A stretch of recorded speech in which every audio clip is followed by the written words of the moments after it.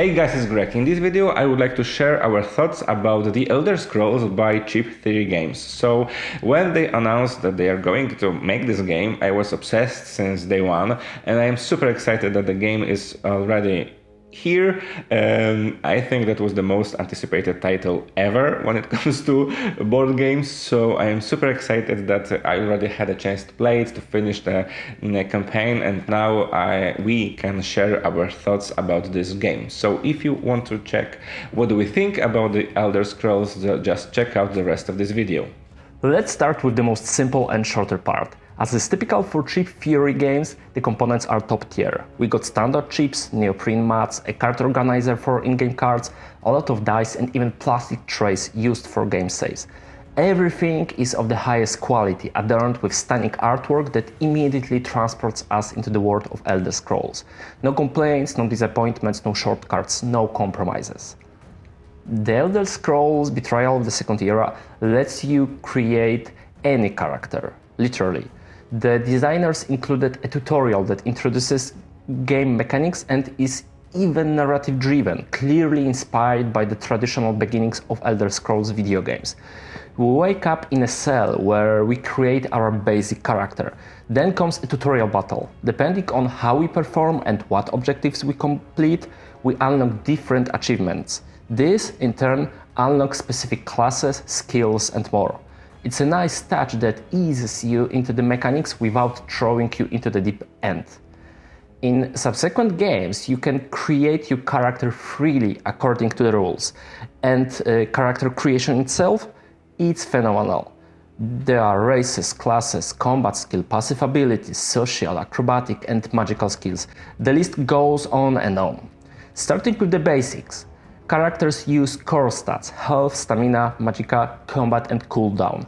Health represents your life points, combat is your generic attack stat used for roll combat dice, cooldown determines how many dice you recover at the end of each round. Stamina isn't just for the movement, it also determines how many dice you can use when taking specific actions, using a bow, acrobatics, speech or shadow skills. Magicka is used for casting spells and magical actions. Each skill has multiple levels and you can train to improve them. Higher levels mean access to more dice options. Each level unlocks new, unique actions, completely different from the previous ones. Add to this the class skills, which not only have multiple levels but also 2 ranks, basic and master. There's a ton of content, all within reach. You can easily create the character you want. Every skill development comes at a cost, not just in experience points. On the player boards there are 4 tracks with 6 slots each. At both ends of each track you place token representing your stats and skills. For example, you might place a health token on the left and a speech token on the right. The more you develop your health, the fewer slots are left for speech-related skills.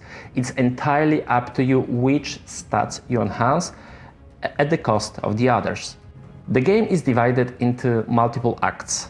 In each act, we travel across different regions of Tamriel: Cyrodiil, Morrowind, Skyrim, Black Marsh and more. There's even an expansion introducing Valenwood.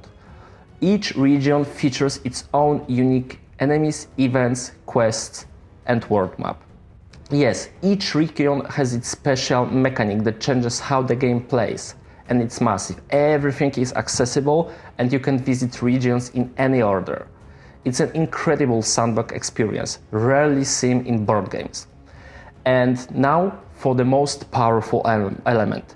During setup, you choose one of many guilds, and there are 9 of them. Depending on the guild you join, your goals, quests and skills differ. So for example, you could visit Morrowind a dozen times, working for different guilds each time, and your objectives will always change.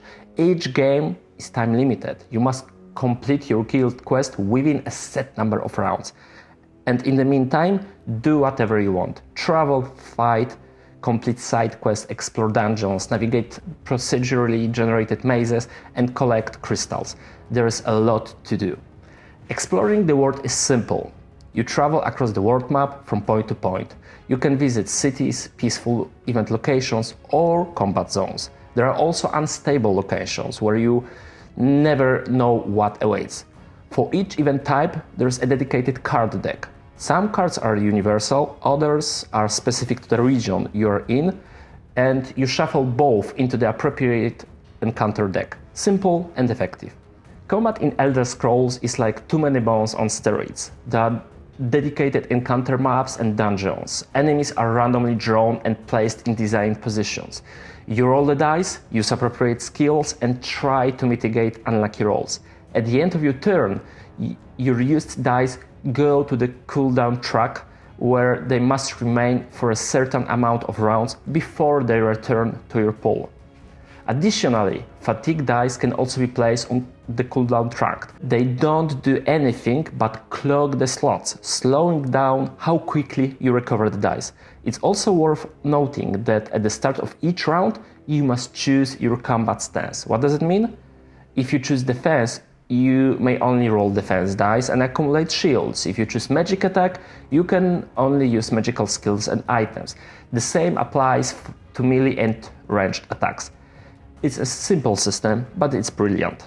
Add to this the gear you can purchase in towns or find in treasure chests scattered across the map. Spells, enhancements, potions, weapons, armor, it's all out there waiting to be discovered. There are 3 types of combat arenas. The basic arena is a large battlefield where you can place enemies and usually have to defeat all of them to win the encounter. There are dungeons of 2 kinds. Pre-built dungeons with a large map laid out. These are more scripted, narrative-driven locations with specific objectives. Think of them as final boss-type dungeons from classic RPGs. And finally, we have procedurally generated labyrinths, where your goal is to collect a set number of crystals. The layout is built using cards, each with different rules. For example, when you reach the edge of the tile, you draw a new card that tells you what room appears. Maybe it's a trap-filled chamber, a treasure vault, or a monster nest. You never know what's next. Each tile is also different, so when we combine random tiles with random cards, we get endless possibilities of locations, each time with different effects. The designers were thoughtful enough to give you 2 exploration methods. You can barge into a new room and hope for the best, or you can explore cautiously, peeking around the corner. It costs more actions but lets you prepare for what lies ahead. It seems the developers had one goal in mind: freedom. Create whatever hero you want, develop them however you want, explore whatever you want in any order you choose. The only limit is the in-game timer. After all game has to end at some point. The creators clearly aimed to recreate the atmosphere of Elder Scrolls video games, and they succeed flawlessly. It's just you and the vast world of possibilities, a true sandbox experience in board game form. Of course, making a game of this size comes at a cost, a massive rulebook and a lot of rules. I can confidently say it's the largest rulebook I've ever seen in board game. Thankfully, it's well organized with a clear index and table of contents. The rules are presented in a readable way, and every time I checked the rulebook, I found the answer within seconds. There's a sign of a good design. And now the best part. You can learn most of the rules without even reading the manual. The Diced app with its interactive tutorials walks you through the mechanics step by step. After playing one act with Diced, you'll only refer to the rulebook for occasional cases. I highly recommend starting your first game with Diced. The Elder Scrolls Betrayal of the Second Era is an outstanding game. Thoughtfully designed in every aspect, offering limitless possibilities, something rarely seen in board games. It takes inspiration from Too Many Bones, improving it and expanding it to an incredible scale. If you are looking for an RPG game that isn't a one-and-done experience, Elder Scrolls is a must-have in your collection. With full honesty and awareness, we scored this game with the highest possible results, so 10 scratches out of 10 possible, and now Elder Scrolls is one of the crown jewels in our collection. We are eagerly awaiting future expansions because they will come. That's all for today. Don't forget to subscribe to our channel and see you at the next game.